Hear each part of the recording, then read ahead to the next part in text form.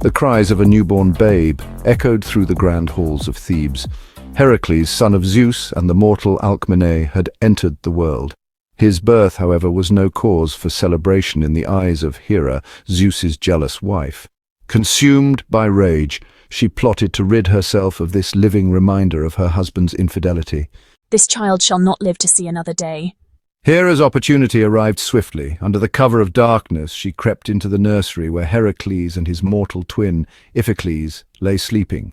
Two venomous serpents, their scales glinting in the moonlight, slithered behind her. With a silent command, she unleashed them upon the unsuspecting infants. Iphicles, awoken by the hissing, screamed in terror. Heracles, however, remained unfazed. His tiny hands, already possessing unnatural strength, shot out, grasping the serpents' necks in an iron grip. He squeezed the life from the creatures, their bodies falling limp as the first light of dawn pierced the room. Amphitryon, Heracles' mortal father, rushed in, alerted by the commotion. He found his son unharmed, the lifeless serpents draped across his crib like gruesome toys. A chill ran down his spine. This child, he realized, was no ordinary infant. This was the son of a god. Word of the infant Heracles' incredible feat spread like wildfire. The people of Thebes whispered of the child's divine lineage, of his strength surpassing that of mortal men. Amphitryon, seeking answers, sought out the wisdom of the blind prophet Tiresias. Tiresias, guided by divine sight, saw beyond the veil of the future.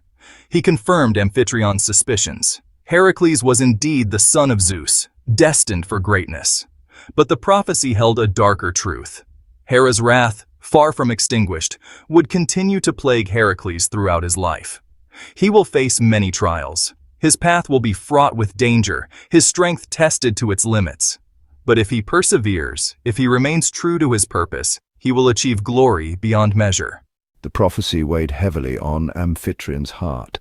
He vowed to prepare Heracles for the trials ahead, to nurture his extraordinary abilities while instilling in him a strong moral compass. For he knew that great strength without guidance could easily become a destructive force. Heracles' education began. The finest tutors in the land were summoned to Thebes, tasked with molding the young demigod into an exemplary youth. He excelled in physical pursuits, his divine heritage manifesting in unparalleled strength and agility. Wrestling, archery, chariot racing, he mastered them all with ease. Music, however, proved to be a different beast altogether. Linus, a renowned musician, attempted to impart the finer points of lyre playing to the restless Heracles, but the delicate strings and intricate melodies held little appeal for the young demigod, his mind yearning for more vigorous pursuits. One fateful day, Linus's patience reached its limit. Frustrated by Heracles' lack of focus, he struck the boy with his lyre in a fit of anger.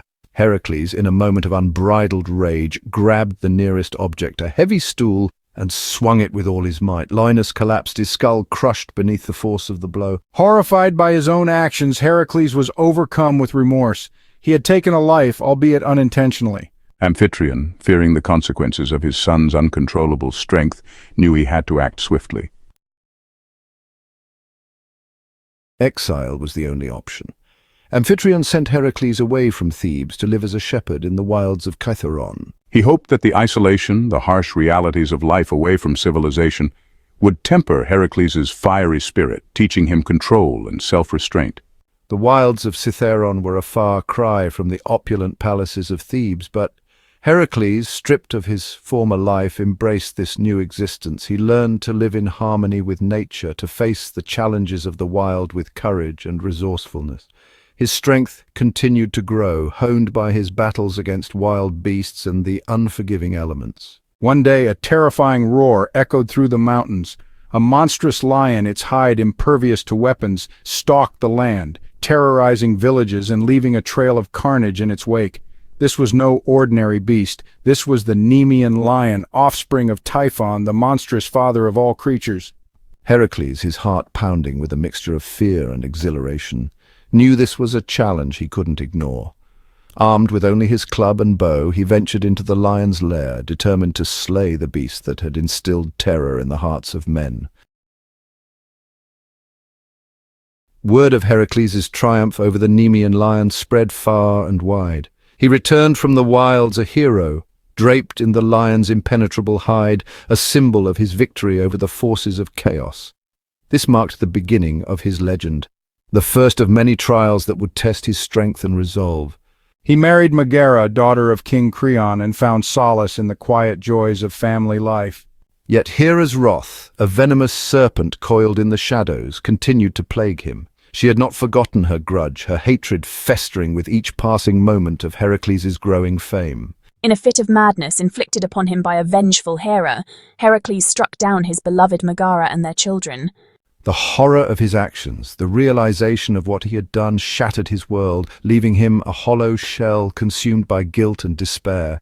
The weight of his sins, the blood of his family staining his hands, drove Heracles to the brink. He sought purification, a way to atone for the unspeakable acts he had committed. His journey led him to Delphi, to the sacred oracle, hoping for guidance, a glimmer of hope in the abyss of his despair.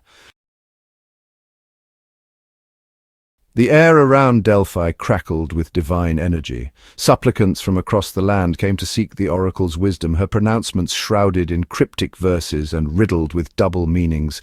Heracles, humbled and broken, knelt before the sacred chasm, the weight of his sins threatening to crush his very being. "You seek atonement, son of Zeus," the oracle's voice, amplified by the divine presence, echoed through the temple. "Your crimes are grievous, the consequences dire, but there is a path, a way to cleanse your spirit and find redemption." Heracles, his heart pounding in his chest, listened intently, clinging to her every word as a drowning man grasps at a lifeline. The oracle continued, her voice reverberating through the temple, outlining a perilous path, a series of seemingly impossible tasks. "Seek out your cousin, King Eurystheus of Tiryns," the oracle instructed. "He will task you with 10 labors, each more dangerous than the last. Complete these labors, and your sins will be washed away. Fail, and you will be forever bound to the consequences of your actions." 10 labors, 10 seemingly impossible tasks stood between Heracles and his redemption. The weight of these trials, the sheer magnitude of what he had to accomplish, was daunting, but Heracles clung to the oracle's words as a beacon of hope in the darkness. He journeyed to Tiryns, his heart heavy with a mixture of dread and determination. King Eurystheus, a petty and envious man, saw in Heracles' quest an opportunity to rid himself of a potential rival. He devised labors designed not to test Heracles' strength, but to break him, to destroy him utterly. The Nemean lion, slain in his youth, was but a taste of the challenges to come. Heracles would face monstrous beasts, each more terrifying than the last. He would confront mythical creatures, their powers exceeding those of mortal men. He would delve into the depths of the underworld itself, staring death in the face. His journey would take him to the far corners of the known world, testing not only his physical prowess, but also his cunning, his resilience, and his very humanity. The labors of Heracles, born from tragedy and driven by a desperate need for redemption, were about to begin.